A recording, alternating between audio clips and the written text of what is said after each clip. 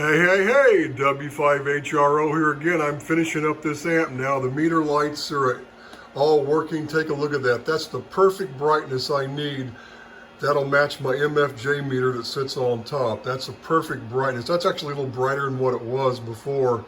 And those are 16 volt lights with 12 volt regulators connected to them with 1 ohm resistors in series just for current limiting. That's why they're 11.95 volts and not right at 12 volts. I was going to use 10 ohm resistors in my 12 volt lights, but I didn't have any 12 volt lights. I didn't have any 10 ohm resistors. I'm out half watts.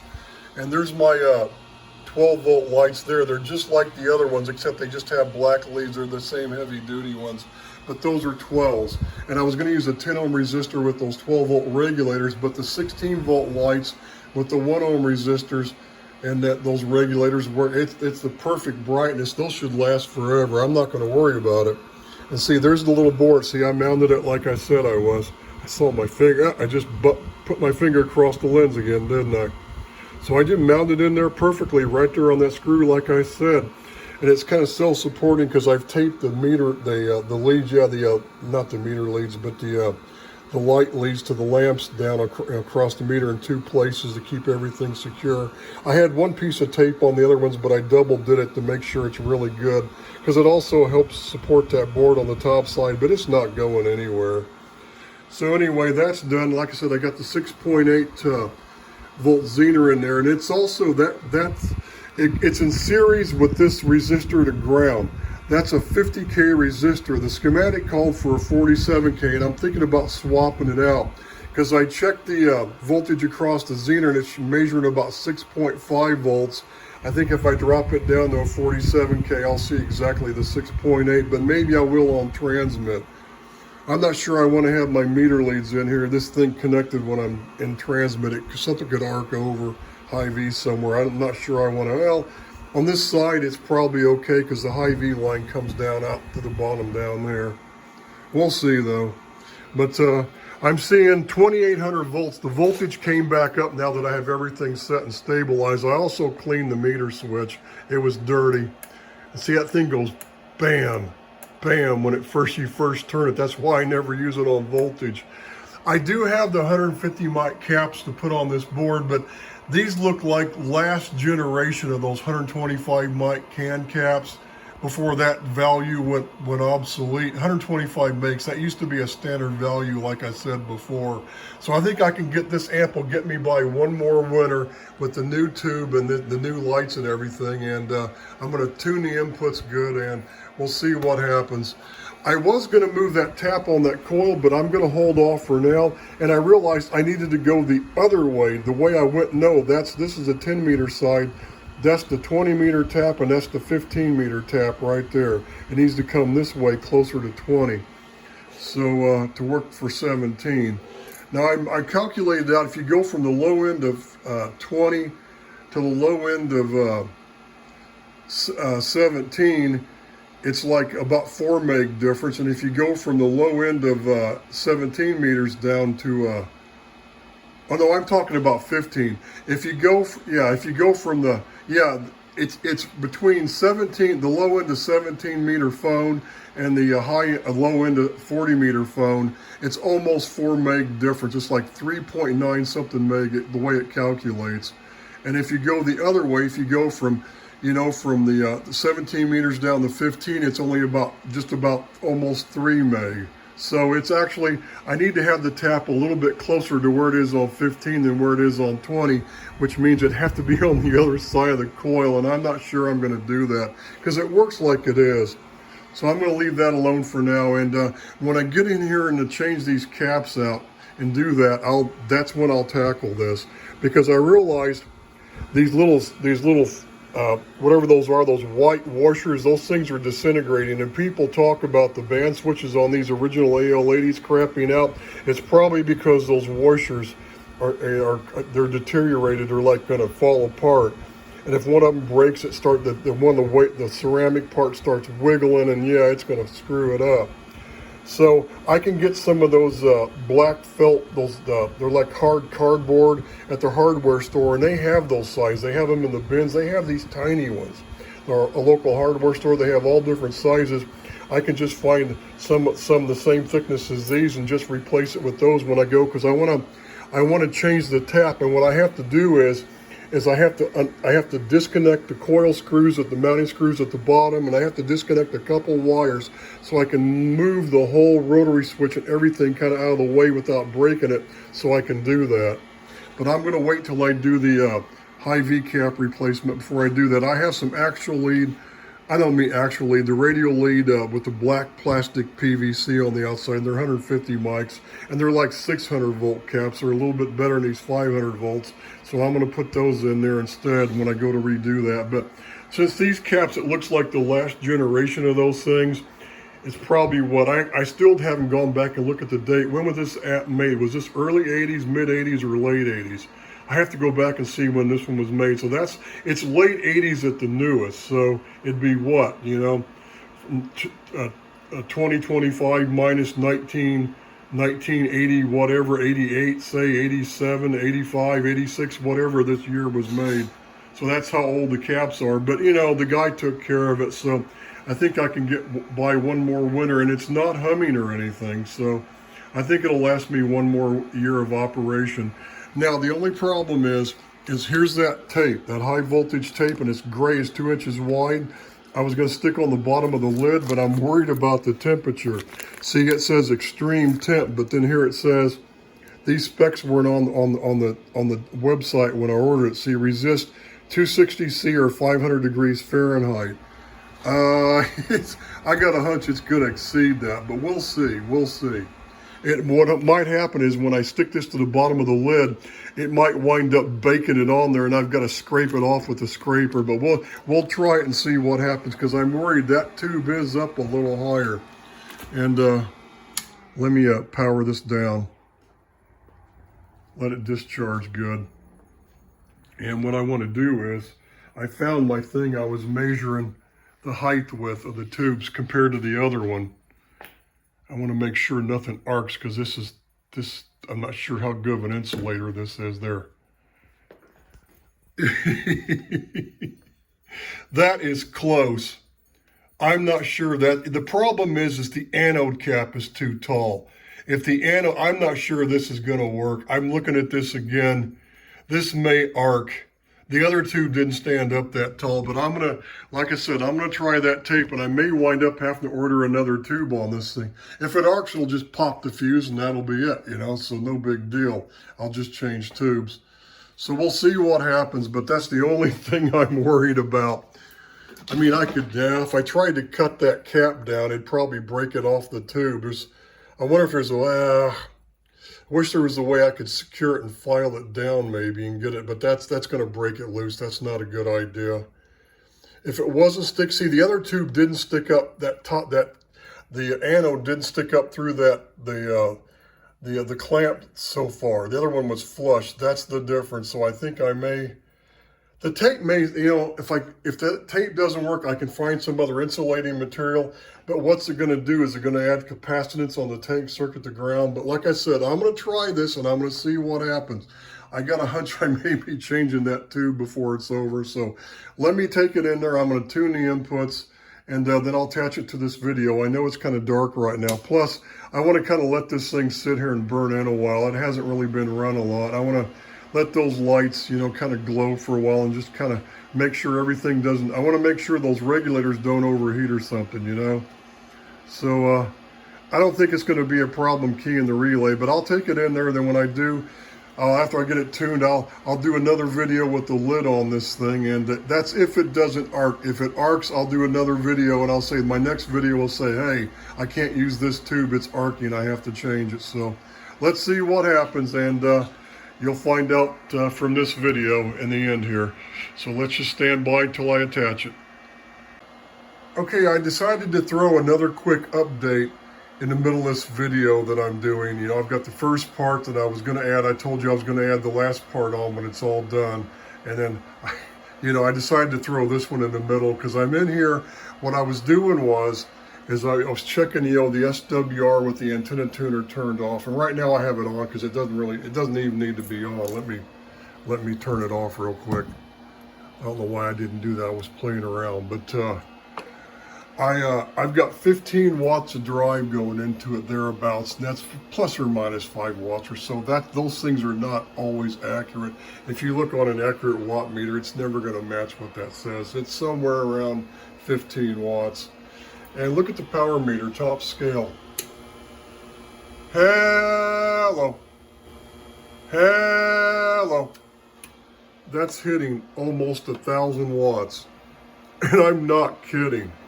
That's on 17 meters on the 15 meter tap with no coil modification. This thing actually peaks up a little over 1,000 on a 75, 80, and 160. But it's funny because on all the bands, I have a complete flat 1-to-1 SWR. There is no reflected power coming back to the radio. And I'm starting to wonder, that tuned input board is right there. What happens when the cover is over that? So what I want to see is, I've got some sheet metal out in the garage. I'm going to find a piece that I can just kind of lay on top of that. I'm going to turn it off, let it discharge, lay on top just across that board, and put something to weight it down so it can't move. And I'm going to see if that changes it. But I just kind of want to throw that video in here. What I discovered was that tube I had in here was bad ever since I had this amp. That RF parts tube was just either soft or just a crappy tube. But I'm hoping I can get the cover on this and don't have any arcing once I get that insulated piece on the bottom side of that cabinet. What I did was I searched online because I have to get, if you remember here if you go back to the first part of this video, now I'm adding this part of course, if you go back to the first part, it'll say, where I said I have to find some glue for that tape, right? So that's what I'm gonna have to do. So anyway, that's kind of the deal there. But what I did was I searched around and I thought I have to have some high temp glue. So I found some 500-degree Fahrenheit. It's like silicone rubber. It's just silicone's all it is. It's sort of like the stuff they use on head gaskets, the old cork head gaskets on engines, but it's not the same thing. It's silicone. It doesn't dry hard. So I think I'm just going to smear that. I'm going to draw probably a circle where I need it to be, and I'm going to cut like 3 pieces out to make that circle. And I'm just going to smear that silicone on the bottom of them and just stick them down and have one over the middle so I get like a double layer right there where that anode cap is maybe. So hopefully that won't melt, but I think 500 degrees, that should be okay. This thing's not going to get much hotter than a car engine, I wouldn't think. I mean, those intake manifold gaskets and that seal, it said this is like an industrial stuff I found on Amazon, but it's red like that certain one red gasket seal is, but it's not gasket seal stuff. So we'll use that, and hopefully that piece of rubber will never melt, whatever it's made out of, that insulated tape that I found. It's designed like for wrapping around cables, bundles, and like in equipment that gets really hot, I guess. So it doesn't really have any tape. It's stickum to it, no adhesive. But it says it actually welds itself to whatever it's connected to, I guess. So, but the silicone in there, that might mess it up, but it's not going to stick. I mean, it would have to get hot for that. I'd have to apply heat, extreme heat, and heat it up real hot to try to, see if I could get it to stick to that underside of that lid. And I don't see that happening. So I'm gonna have to use that high tip silicone rubber. So that's what I'm gonna do. Smear a thin coat of that on, stick it down, put a weight on it overnight, and then we'll try it and see how she blows. But this amp is working fantastic. But what I discovered was, since that other tube was bad, and then the way I was loading it before, I never could get hardly any power out of the amp before with only 15 watts of drive. But what I've realized is with this new tube, this tube that doesn't have a problem, it looks like, is that I can adjust the load and everything. If I back the drive power way down, I can adjust everything for like 1,000 watts PEP. I'm like, holy cow. Yeah, the plate current meter goes up too high. The problem is, if I go to IG and I look at the control grid current, if I don't have it tuned like that, the grid current is pegging. And now when I talk, look at the grid current. Hey, Hang on, I didn't have it on grid. I put it back on plate, so. Hey, test, that's where it's supposed to be. That's the correct grid current. So you can see what I've done there. So let me go ahead and finalize this video here. At least this middle update that I'm kind of throwing in the middle here of everything.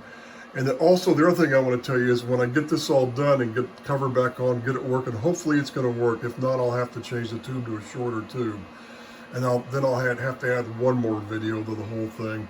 But let me show you what I was going to do. Is that I've had this thing rack mounted, this TS590SG, and I think I did a video on all this. So I'll probably add like a part, whatever it was, to the last one I did on this. But I never have liked this cheap. This is one of those Gator cabinets I got from Sweetwater. This has got that crap veneer, and I keep I've had to re-glue these things on here. I have hated this thing since the day I've owned it. Well, they've got another one, Sweetwater does. You can probably get it anywhere. It's one of these better types. It's this one, what's it say? Pro Rack. They have an 8U one. This is the 4U, of course. This is, I mean, look at this. This doesn't have that cheap. It's a veneer, but it's the way they built it. It's not shitty looking like this other one that I had. Pardon my French. Like this one that I've had is what I meant. So this one's kind of been a bad one. I've hated this cabinet. So as soon as I get this done, I'm going to pull this out of here, and I'm going to modify everything over in that other cabinet so it'll look so much nicer. And basically what I'm going to do is I'm going to do like a late summer clean here in the shack, since we have a heat wave coming through and everything. So anyway, let me do like I said, work on the lid next. That silicon RTV is supposed to, that high temp red stuff's supposed to be here today, Amazon. So it'll be here probably like 3 or 4 o'clock this afternoon, maybe even late tonight. They deliver up until like 9 o'clock here sometimes. Usually it gets past 8, they don't, but sometimes they do. So it's supposed to be here today. So I'll do that. I'll put some weight on it, let it sit out in the garage all night and dry and everything, and we'll slide the cabinet on and we'll see what happens. But here, before I do that, I'm gonna see if I can find a piece of sheet metal out in the garage so I can lay it over this thing and just put some weight on it, because I want to see if the Visuar comes up. What I'm saying is I want to see if the input tuning on this thing gets altered. I want to try to simulate the metal cabinet. It won't simulate it exactly, but it'll be close enough to where I can see if the Visuar's coming up. And I don't know how. Maybe they had like a test. Well, no, it would have been tuned that way at the factory, because these things have never been touched. They still have the reddish orange seal, that cement that they used to put on these things back then. See, the seals have never been broken on those caps. So it came this way from the factory. So like I said, let me go ahead and do that, and then I'm gonna just add the last part of this video once I get the cabinet back on, and hopefully it'll be working. If it doesn't, then I'll do one more video, let you know that I got to order a new tube, or maybe I'll just wait and do one more. But there will be one more video after this one, a separate video. But this is the middle of this video that I'm doing now, so there'll be one more part to this one, then I'm going to upload it. Okay, here we go. This thing, it's not arcing. I have the lid back on. I did put the tape on. I went ahead and I just stuck it all the way across the underside of the lid on that one side where that one compartment is on the RF side, where the tank circuit is and the tube and everything, because there's a divider in the middle. I just went from I just backed it off part of the way from the edge and kept it where it's maybe like a ½ an inch from each back to front edge. And I just put 3 strips across it, kind of spaced out, and to cover that whole one section. And when I modulate, when I talk, let's see what it's doing. Yay! Yay! Yay! They don't call this thing the compact kilowatt for nothing. Here, I wiggle the phone because when I start grabbing the mic and I start talking, I start getting disoriented, because I want to stop talking when I let off the mic as a force of habit and stuff like that, and I wind up not keeping the phone here, the camera stable. So it's done. It works. I'm all finished with it. So Now I got to take this rack out in the garage and retrofit it in this better case that's over there. That's the kind of the plan. So I'm going to do that next and get this radio desk all cleaned up.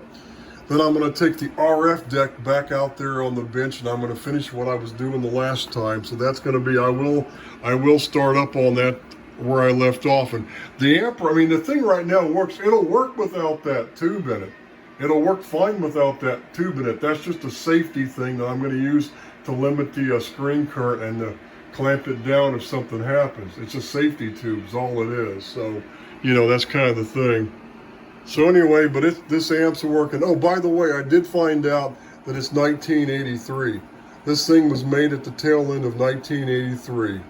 It was either at the tail end of 1983 or right at the beginning of 1984. That's when they did all the, that's when serial number 500 came out with all the design changes. And this is what, serial number 549 or 543? I gotta look at the tag on the back of it. I can't remember which it is. If you look back in the other videos on this series I've done on this amp, I probably mentioned what it is. I probably had pics to show you what it was. So anyway, which number it was. So I guess that's it for now, and I guess I'll call CQ. I was on here yesterday testing this thing all afternoon with the actually off and on all day long because I had the thing in there because I was waiting for that high temp RTV to arrive. Now what I'll probably do is I'll probably maybe in a couple weeks, maybe a week and a half after using it, I'll probably take it back out in the garage before I take the RF deck out there. I'll probably wait about a week. I want to use it for a few days, then I'm going to slide the cover off and I'm going to inspect that tape. But I took my heat gun and I held it right on the tape in like one spot, and I went up and down it because I was trying to dry the RTV a little bit quicker. Then I put a bunch of weight on top of it. But I held that heat gun right on that tape where I was literally just about touching it. And I held it there for a while, and you know what? I took it off, nothing. So that tape I think is going to hold up fine, but including the RTV, I think 500 degrees Fahrenheit on both is probably adequate for this. But like I said, if I pull this thing off in about a week or so, which I probably will, I'll probably do it here maybe next week, and I'll pull it off just to do a safety inspection to check that tape to make sure it's not, because I don't want it to fall down and land on top of the tube and burn to the tube, you know, which I don't think it's ever going to fall off. That RTV is like, that's like liquid nails, you know, in regular temp. So it's pretty strong stuff that I use, so I don't think it's ever going to be an issue, but we'll find out. And if by some chance that tape has melted or something's happened, I'll do another video and I'll show a video of what it looks like and everything. But I don't foresee that happening. I think I'm good to go with this amp now. And the main thing is too, hey, when I talk, the meter lights don't dim. The only thing is the X-Mint light. I didn't even think about that one. Look at what this one does. Hello. W5HRO. I guess it's actually not that bad. I'm actually on the air, the antenna's hooked up, so I'm being cautious what I'm doing. So anyway, that's it for now, and I guess it's all finished, and we're gonna run this thing, and if there's a problem or if that tape melts or something, I'll do a video and let you know, but I don't foresee that happening. Now, when I go to rechange all those capacitors on that board, I'll do another video for sure. So 73s for now. This is W5HRO with the fully repaired AL-80 with the brand new tube, and this thing is living up to its name. It's the compact kilowatt on 17 meters using the 15 meter band selection and tap. I've got to go back down and look, but I have a hunch it's about 1,200 down on 160 now, or 75. We'll see. I checked it yesterday, and it was going over 1,000, but I don't know how far it was. 73s.